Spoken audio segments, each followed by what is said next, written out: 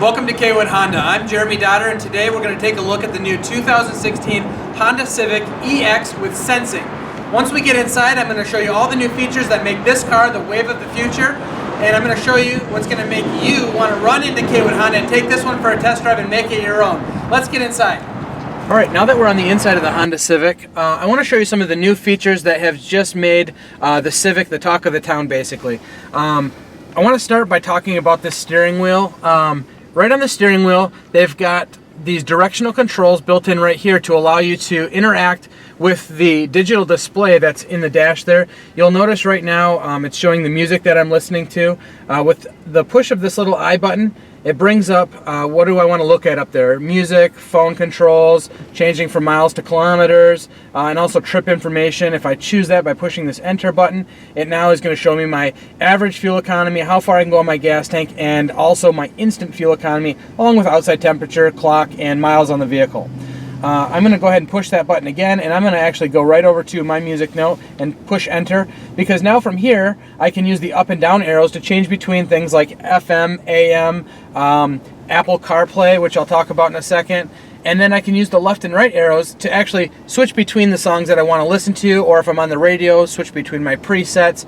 I can do all those things right here from my steering wheel. You'll notice Honda has also introduced this new volume control system here, where you can simply push up or plus for up and down for, or minus for down, or you can simply brush your thumb against it to change the volume up or down with a touch sensitive. You also have your phone controls right on the front of the steering wheel. The middle button is slightly raised, and that is going to be your hang up or go back button.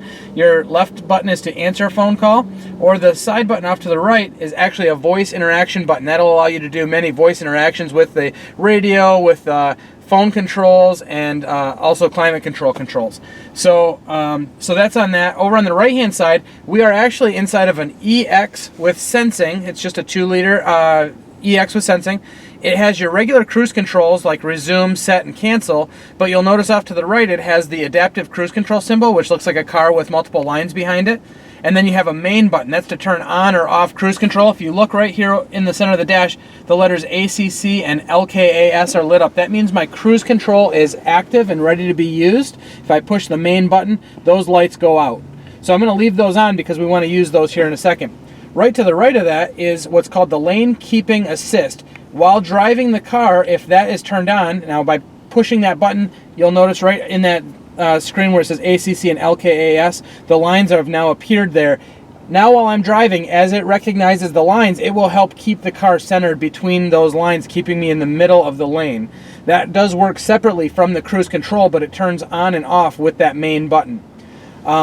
With the adaptive cruise control button, every time that I push that button, it's going to disappear a line from there. So we're at four bars back, 3 bars, 2 bars, 1 bar, or back up to 4 bars. I kind of like it at 2 bars back. Gives me a nice safe distance, but doesn't let me get too much lag in between the car in front of me. Off to the right, I want to talk about the touchscreen audio display.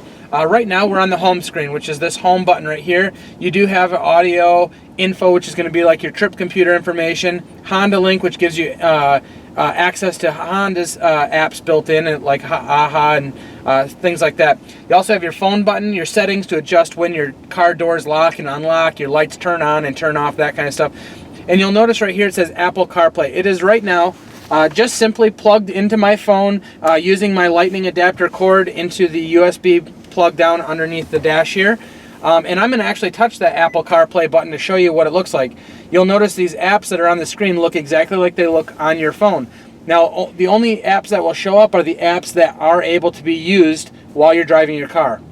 So even though my phone isn't synced with this car, I can take and receive phone calls using the car because of this phone app that's built into the car. Also, I have my music that's stored on my phone directly. I have my maps, which are my Apple Maps that are built in.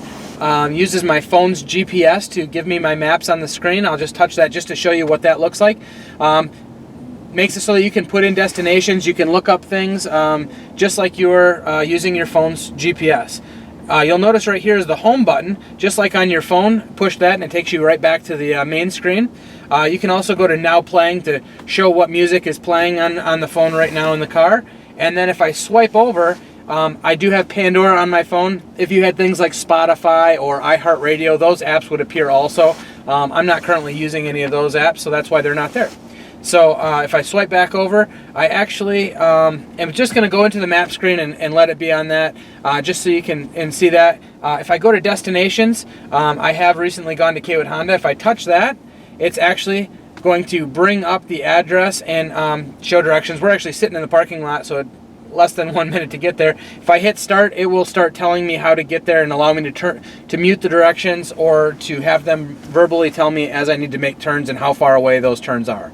I'm just going to go back to the map screen and just leave it on that screen for right now. And actually, what I'll do is I'm actually going to swipe over to the Now Playing button and just have that listed on the display there.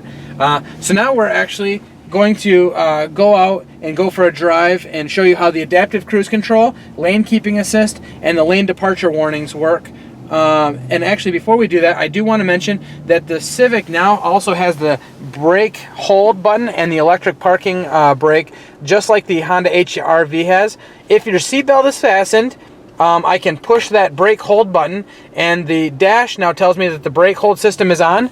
If I simply put the car into drive, you'll notice if you look on the center of the dash, a green hold light has now appeared, and I can actually take my foot right off of the brake, and it's going to hold me for up to 10 seconds, or 10 minutes rather. And if after 10 minutes I still am sitting still, it will automatically apply the parking brake.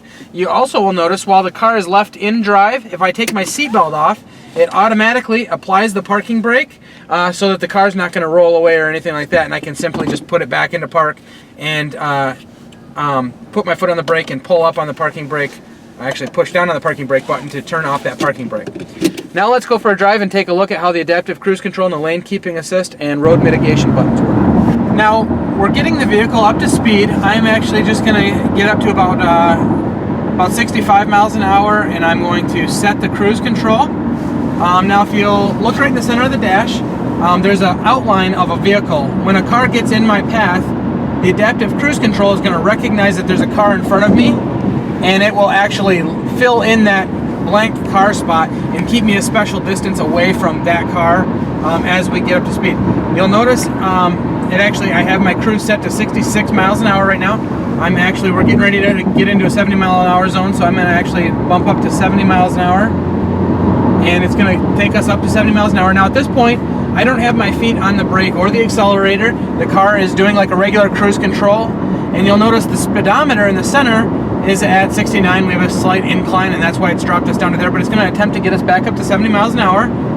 And I'm actually going to put my blinker on and get over into the lane next to us to see if we can get a car. Now it's recognized that there's a car in front of us, and it's filled in, and it's naturally slowing us down to the speed that the car in front of us is going.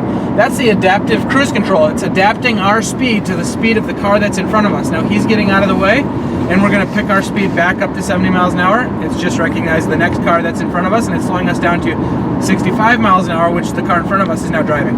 I also have now taken my hands off the steering wheel, which is not recommended, but just to show you that the car is actually turning us on the bend as we go around the bend. It's reading the lines on the road and keeping us centered in the lane.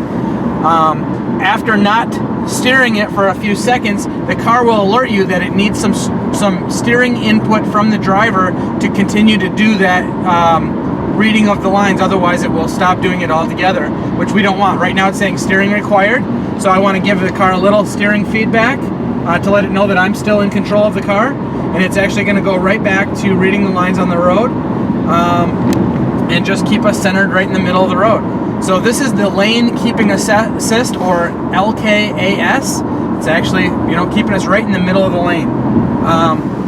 And you can turn that on or off just by pushing the button on the steering wheel. It's got a picture of a steering wheel with lanes on each side of it. So that's how the lane keeping assist works. And actually, it's following us right around a bend right now. I'm actually taking my hands right off the steering wheel, and we're turning.